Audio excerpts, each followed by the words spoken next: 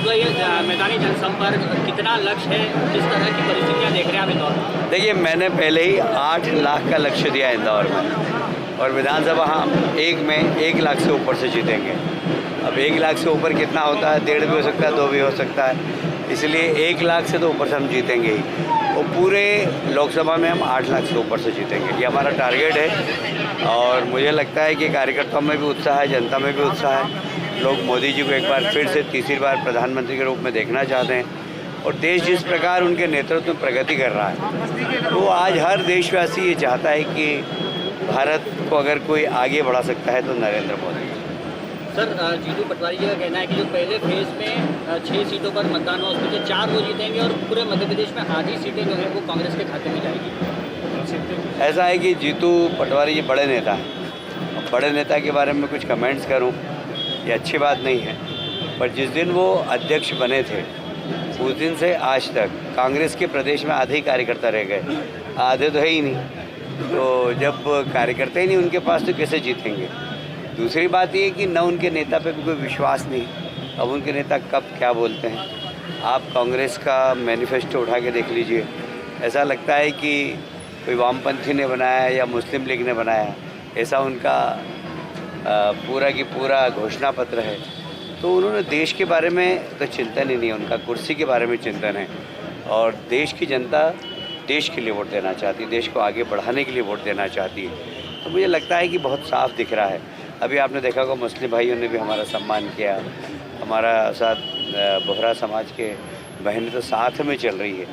तो ये जो विश्वास अर्जित किया है विकास का मोदी जी ने, उसमें सारे देश की जनता मोदी जी के साथ। सर, अमित जी और मोदी जी का भी दौरा है अब इंदौर तरफ, तो उसको हम कैसे देखते हैं? अभी डेट तो डिक्लेयर नहीं, पर धार में ज़रूर अभी 27 तारीख को प्रधानमंत्री जी की सभा है, वहाँ से मिली है। मैं उसी सिलसिले में भी धार ही जा रहा हूँ, क्योंकि वहाँ बैठक लेना है, प्रधानमंत्री जी की सभा की तैयारियाँ करवाना है, और वहाँ पर भी 24-25 तारीख को फॉर्म भरा जाएगा। तो हमने मुख्यमंत्री से निवेदन किया है कि वो समय निकाल कर अगर आ जाएंगे तो अच्छा रहेगा।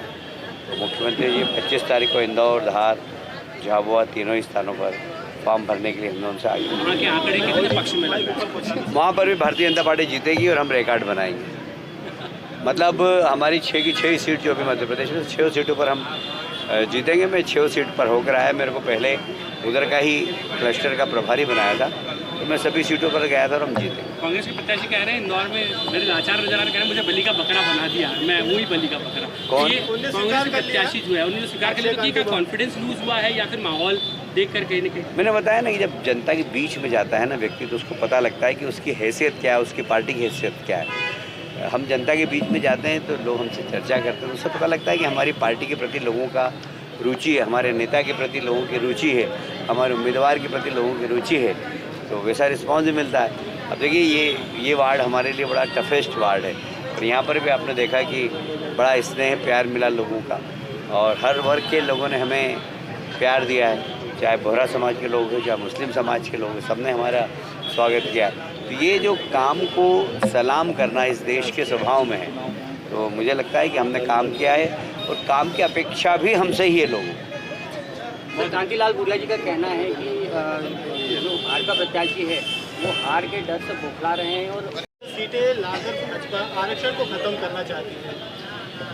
देखिए, ये मूर्खतापूर्ण बयान है, ये लोगों को गलतफहमी पैदा करने वाला बयान है। धारा 370 लगी थी स्वतंत्रता के बाद। ज़रा पूछिए जीतू पटवारी जी और उनके नेताओं से कि वहाँ आरक्षण था क्या।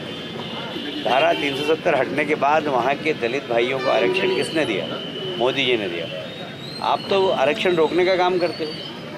बताइए, जम्मू कश्मीर में आरक्षण मिला क्या किसी दलित को स्वतंत्रता के बाद से अभी तक? जब धारा 370 हटी उसके बाद वहाँ पर दलित भाइयों को आरक्षण मिला। तो आरक्षण समाप्त करने वाले कौन लोग हैं जिन्होंने धारा 370 लगाई? और इसलिए पहले इतिहास भूगोल पढ़ें जीतू पटवारी जी, उसके बाद कोई चर्चा करें। सर, राहुल गांधी की तबीयत खराब हो गई है, कभी प्लेन खराब हो जाता है, कभी तबीयत खराब हो जाती है चुनाव में। ऐसा ही सब जनता की रिस्पांस पर डिपेंड करता है कि जनता कैसा रिस्पांस कर रही है। अगर जनता रिस्पांस नहीं करती तबीयत खराब हो जाती है, तो ये बहुत स्वाभाविक है तबीयत खराब होना। हाँ, अगर जनता रिस्पॉन्स करती है तो बुखार में भी व्यक्ति जाता है। तो आपको मेरी आवाज़ से लग रहा होगा आई एम नॉट वेल पर आई एम गोइंग टू धार, क्योंकि मुझे लगता है कि कार्यकर्ता वहाँ इंतज़ार कर रहे हैं और मुझे जाना चाहिए। छिंदवाड़ा में